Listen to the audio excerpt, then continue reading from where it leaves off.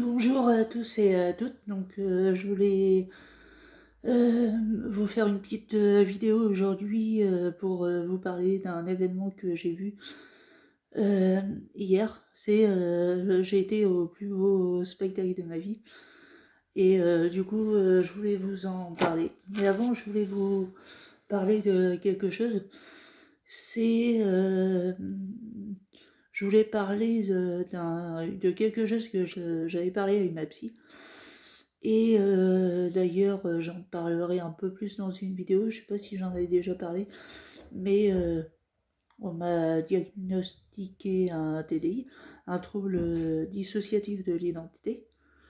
Et du coup, je sais, je sais pas si vous en êtes pas aperçu, mais je sais pas si ça aurait pu se voir dans d'anciennes vidéos, mais j'ai peut-être fait à un moment donné plusieurs switches, c'est-à-dire changement de personnalité en direct.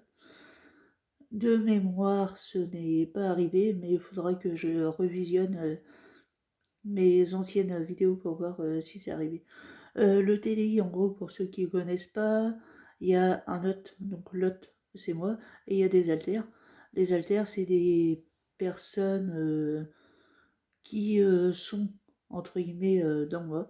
Et on est 7, il me semble, si je me trompe pas.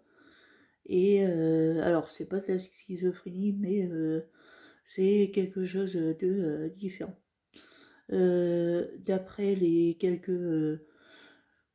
livres et quelques articles que j'ai pu voir, c'est comme si on avait différentes petites voix dans notre tête qui se manifestaient, mais qui, au lieu de se manifester indirectement à nous, c'est-à-dire par voie antérieure, se manifestent devant les gens.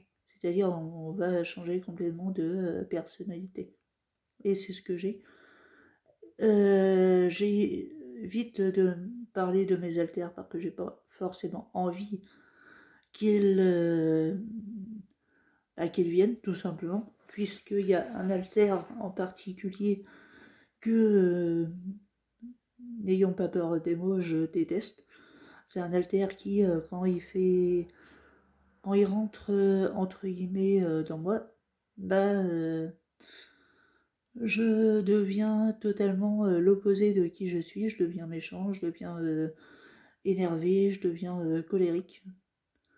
Un autre alter que j'ai un petit peu de mal à comprendre, c'est à plusieurs reprises, ouais, au niveau de ma voix, on m'a confondu avec une femme. Donc, on m'a dit bonjour madame au téléphone à plusieurs reprises. Bon, des fois ça fait rire, mais des fois c'est un peu énervant quand ça arrive assez régulièrement. Mais c'est ce qui m'a fait penser des fois, c'est ce qui m'a fait penser en parlant à la psy que bah, cet alter s'est peut-être manifesté au moment où j'étais au téléphone. Parce que là, à l'heure actuelle, au moment où je vous parle et tout, bah, j'ai pas forcément l'impression d'avoir une voix féminine. Donc c'est vrai que à ce moment-là, cet alter s'est peut-être manifesté inconsciemment ou consciemment. Voilà. Ça, c'était un rapide point de vue sur le TDI, mais j'en parlerai un petit peu plus dans une prochaine vidéo qui sera peut-être consacrée que sur le TDI. Je vais voir, faut que je mette ça en place. Actuellement, bah, voilà, comme vous pouvez le constater, les vidéos sont pas régulières. Sont pas régulières dans deux points. Bah, le premier, c'est, comme je vous disais, le NaNoWriMo.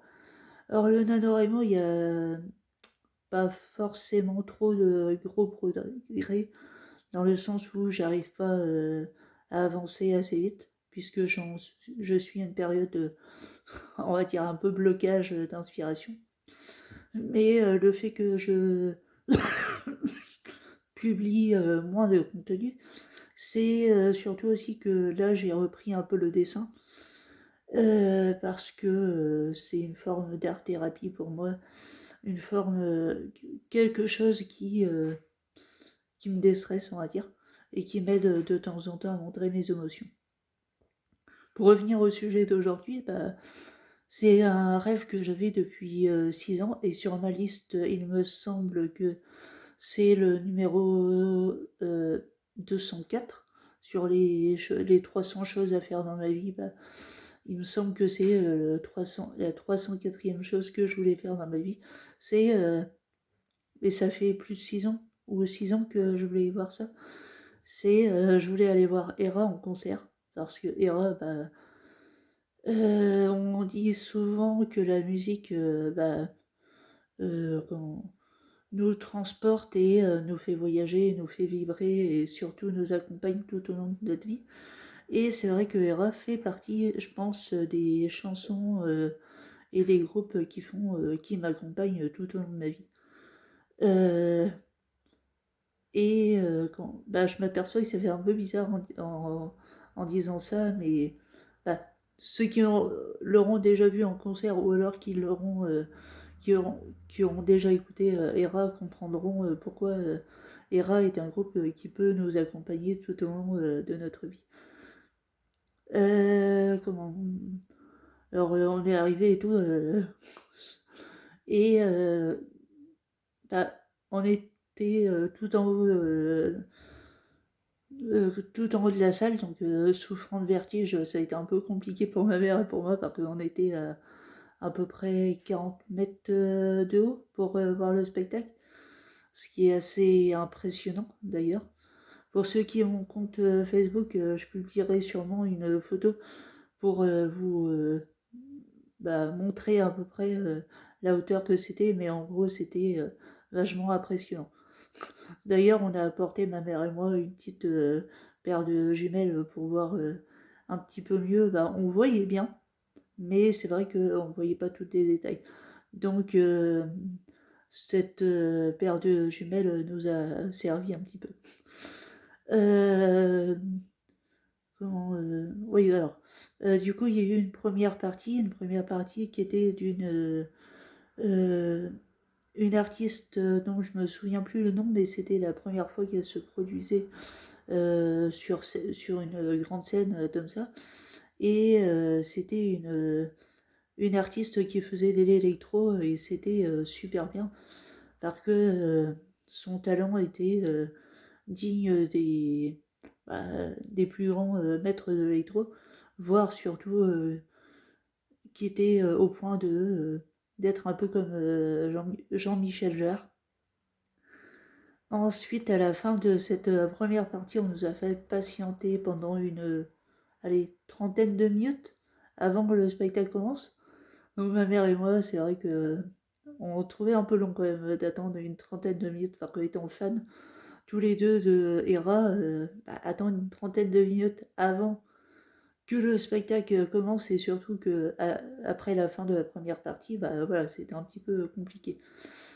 Euh, et là, bah, ça a été le choc. Enfin, ils sont arrivés, ils étaient 30 sur scène, ils sont arrivés et tout, tous déguisés en armure. Et pour commencer leur spectacle et tout, ils ont commencé avec des lances à frapper sur le sol et à commencer leur chant, quoi. Et c'est époustouflant, quoi. C'est pendant 2 heures, pendant 3 heures, il me semble, 2 heures et demie ou 3 heures, c'était magnifique. Alors il y avait de mémoire 6 violonistes, 3 batteurs, 4 guitaristes, un contrebassiste. C'était, ils étaient une dizaine dans les chœurs, 3 chanteurs hyper bien.